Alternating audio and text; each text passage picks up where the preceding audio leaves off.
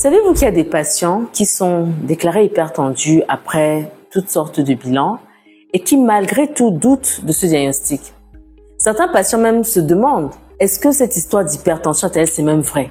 Est-ce que c'est pas une histoire inventée par Big Pharma, n'est-ce pas, pour nous faire prendre des médicaments à vie qui vont nous intoxiquer? Et c'est plutôt les médicaments qui vont nous tuer et non l'hypertension artérielle. Certains me disent vraiment, docteur, si j'étais vraiment hypertendu, je le sentirais dans mon corps. Moi, quand je viens vous voir, je ne ressens rien. Vous prenez attention, vous dites que c'est élevé, mais moi, je ne ressens aucun symptôme. D'autres personnes qui ont quand même commencé à prendre le traitement disent, bon, maintenant, avant, j'avais les maux de tête, mais maintenant, comme j'ai plus de maux de tête, c'est bon, je vais arrêter le traitement. Ça veut dire que l'hypertension est finie. D'autres personnes se disent, le traitement de l'hypertension, c'est un traitement à vie qui passe obligatoirement rien que par des médicaments. Donc, vraiment, comme c'est les médicaments là, moi, je ne prends pas entendre parler de cette histoire d'hypertension. Donc, en tant que cardiologue exerçant quand même depuis certaines années, j'ai entendu pas mal de choses et aujourd'hui, nous allons donc mettre la lumière sur 3 mensonges concernant l'hypertension artérielle tout de suite après le jingle.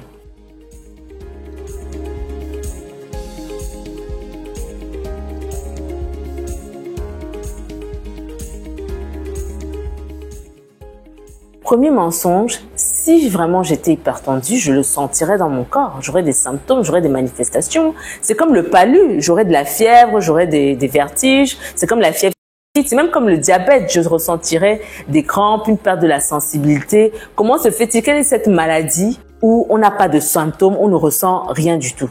Eh bien, sachez que oui, il est possible. Moi, j'ai eu des patients qui ont eu 23 de tension.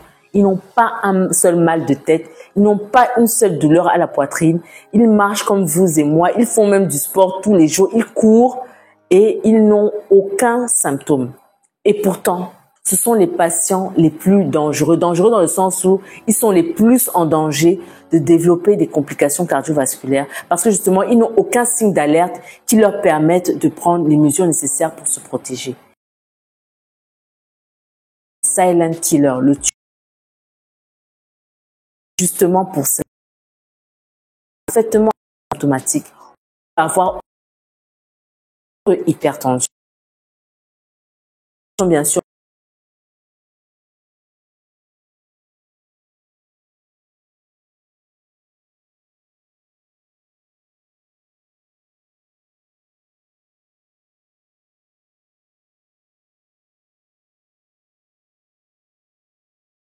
qui ne se pose santé, mais sur la base des chiffres tensionnels que votre corps, n'est-ce pas, va nous montrer à nous les médecins.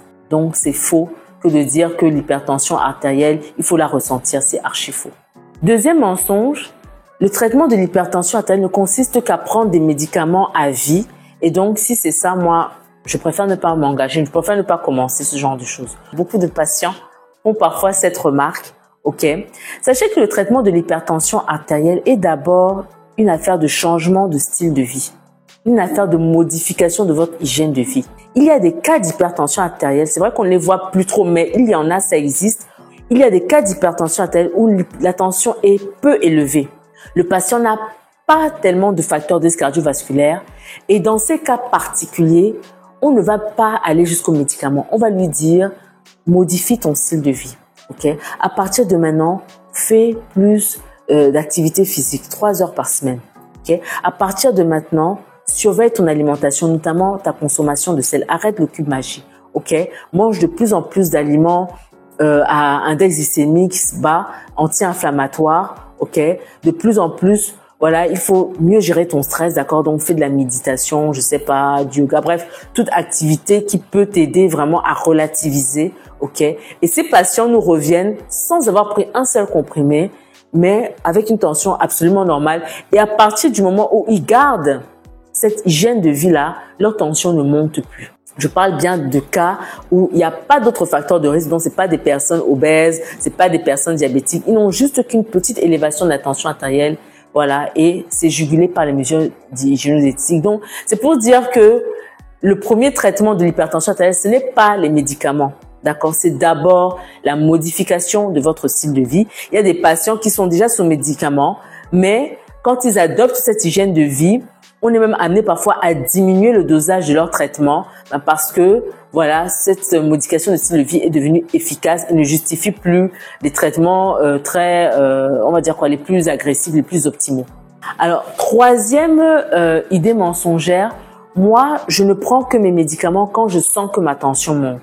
Il y a des personnes qui sont en mesure de sentir quand la pression augmente. Ils commencent à avoir des maux de tête, ils commencent à avoir, voilà, il est sous traitement, il arrête son médicament et c'est quand il sent que les maux de tête reviennent, les vertiges, les palpitations, voilà, les symptômes du début reviennent, c'est à ce moment-là qu'ils reprennent leur médicament. Et quand ça va mieux, ils arrêtent.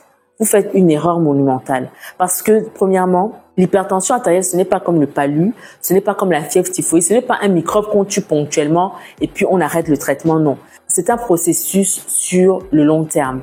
Les vaisseaux sont abîmés, d'accord? Donc la pression dans les vaisseaux augmente tous les jours et le médicament, il a une durée d'action de 24 heures maximum par jour dans vos vaisseaux en fait. Ok, donc du coup, sa durée d'action c'est 24 heures. Passé les 24 heures, vous vous exposez, si vous avez des pics tensionnels, à toutes sortes de complications cardiovasculaires. Deuxièmement, le traitement antihypertenseur n'est pas seulement là pour baisser la tension artérielle, il est aussi là pour préserver les organes nobles, pour protéger vos organes nobles, notamment le cerveau, notamment les reins, notamment le cœur, et j'en passe, et même les yeux. Ok, donc ne faites plus l'erreur de sauter les prises de médicaments, d'accord? Si vous avez des problèmes d'observance, parlez-en à votre médecin, parlez-en à votre cardiologue et je suis sûre que ensemble vous trouverez une solution pour optimiser cela, pour améliorer votre observance. Voilà, ce sera tout pour aujourd'hui. J'espère que vous avez aimé cette vidéo. Likez, commentez, partagez et n'oubliez pas, nous sommes en train de faire la campagne médicale du 7 au 9 mai, d'accord, au Centre médical Vainqueur, une consultation cardio, une consultation nutrition, un ECG, un bilan sanguin, le tout à 80% de réduction. Donc, nous vous attendons. Les places sont limitées. À très bientôt.